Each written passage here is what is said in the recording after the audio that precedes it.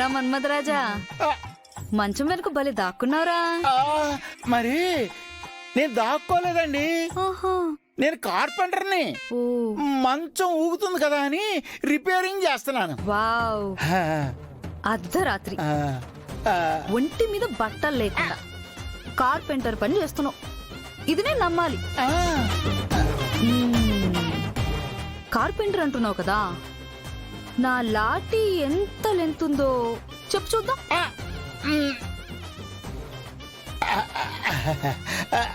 వద్దులండి, matter అర్థమైంది.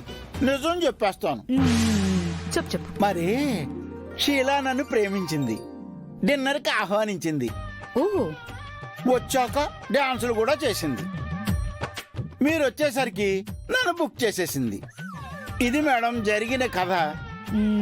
నిన్ను అమ్మాయి లవ్ చేసింది, డిన్నర్ కూడా ఇన్వైట్ చేసింది.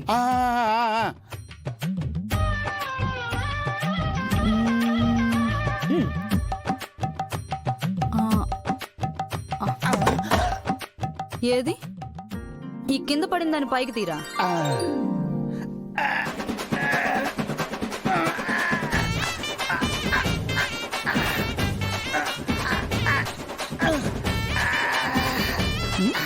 రావట్లేదా?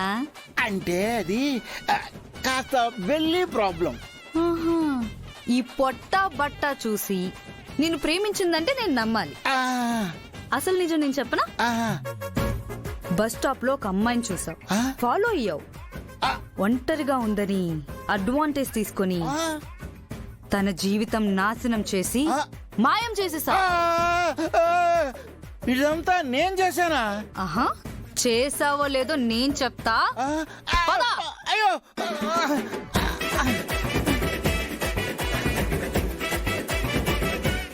ఇప్పటికైనా నిజం చెప్తారా చెప్పరా? అమ్మాయిని ఏం చేశారు? అసలు మేము అమ్మాయిల కోసం వచ్చాడు ఎవరు చెప్పారండి? అసలు ఇక్కడ అమ్మాయిలే లేరు కదా. కంప్లైంట్ ఇవ్వందే ఇక్కడికి వస్తామా? ఎవరిచ్చారు? మేము మేము మేము మేము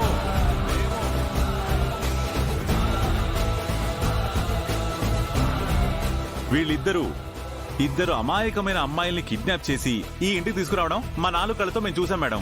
ఆ అమ్మాయి ఆర్తనాదాలు కూడా మీ ఇద్దరు విన్నాం మేడం. అవి ఆర్తనాదాలు కాదండి, డీజే సాంగ్.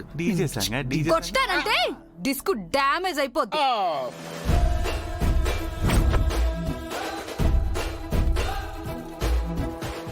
మేడం, వీళ్ళ టీం లీడర్ కూడా ఇక్కడే ఉన్నాడు. మెయిన్ హెడ్ ఎక్కడా? ఇదిగో రాకేష్, నువ్వు ఇక్కడే ఉన్నావని మాకు తెలుసు.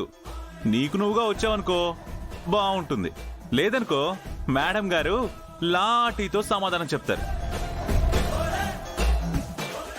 ఏంటి, వస్తావా?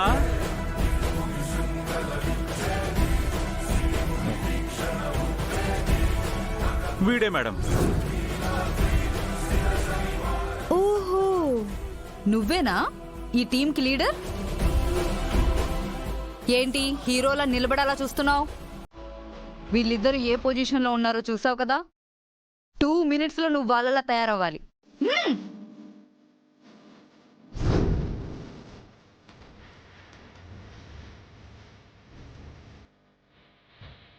ఏంటి చూస్తున్నారు? కూర్చోండి. కూర్చో.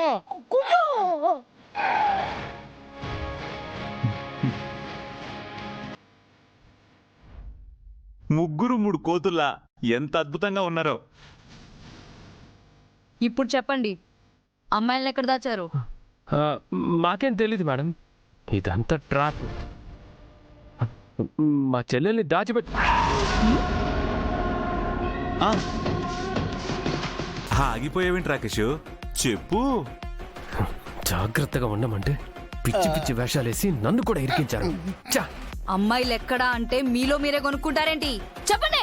మేడం, మీరేం చేసినా సరే మాకేం తెలీదు. కావాలంటే అరెస్ట్ చేసుకోండి, లేదా అమ్మాయిల్ని ట్రాప్ చేశామని వీళ్ళు మా మీద నింద వేశారు కదా, ఆ అమ్మాయిని తీసుకొచ్చి ప్రూవ్ చేయండి. వీళ్ళు బాగా తెగించారు సార్. మేడం, చెప్పు శంకర్. అరెస్ట్ చేస్తే సాక్ష్యాలు ఆధారాలు కావాలి గానీ రైడింగ్ లో రెడ్ హ్యాండెడ్ గా బుక్ అయిన వాళ్ళకి కోటింగ్ ఇవ్వచ్చు కదా. ఆ ఓనర్ శంకర్ వాళ్ళ మీద పగతో రగిలిపోతున్నాడు తాతయ్య. వాణ్ణి అసలు మండపంలోకి అడుగు పెట్టించేలా లేడు. చాలా కసిగా కాపలా కాస్తున్నాడు. మనం రిలాక్స్డ్ గా ఉండొచ్చు. మురిగే కుక్కలు కరవని ఒక సామెత ఉంది తెలుసా? వాడు కూడా అంతే. అరుపులు రాద్దంతం తప్ప అసలు ఏ ఉపయోగం ఉండదు. గట్టిగా మాట్లాడితే వాడినే ఫస్ట్ నమ్మకూడదు. వాడు మన మనిషే కదా తాతయ్య. పైగా శంకర్ అంటే వాడికి ద్వేషం ఎక్కువ. శంకర్ అంటే ద్వేషమే కానీ నీ కోసం ఏమైనా చేసేంత ప్రేమ నీ మీద లేదుగా. చూడు రాకేష్, ఆర్యవర్ధన్ అనేవాడు అసాధ్యాన్ని సుసాధ్యం చేసేవాడు. ఇప్పుడు శంకర్ కూడా అంతే. ఎక్కడైతే ఆట ముగిసిపోయిందని మనం అనుకుంటామో అక్కడ ఆర్యవర్ధన్ ఆట మొదలవుతుంది. కాబట్టి ఈ విషయంలో ఎవరిని నమ్మొద్దు. నీ జాగ్రత్తలో నువ్వు ఉండు. అర్థమైంది తాతయ్య. ఆ, నేను అన్ని ఏర్పాట్లు పకడ్బందీగా చేశాను. సెక్యూరిటీ, సీసీ కెమెరా సరౌండింగ్ లో కూడా నా మనుషులున్నారు. అంతేకాదు క్యాటరింగ్ లో కొంతమంది, డెకరేషన్ టీంలో కొంతమంది, ఆఖరికి గెస్ట్ల రూపంలో కూడా నేనేర్పాటు చేసిన మనుషులున్నారు. ఆ శంకర్ ఎక్కడి నుంచి రాలేడు. వచ్చినా కూడా తప్పించుకొని వెళ్ళలేడు. చకాచక్. శబాష్ రాకేష్. ఇది బెస్ట్ ఐడియా. అంటే ఆవేశపడకుండా ఆలోచించి దెబ్బ కొట్టాలి. నేను కూడా గమనిస్తూ ఉంటాను. నువ్వు వెళ్ళు.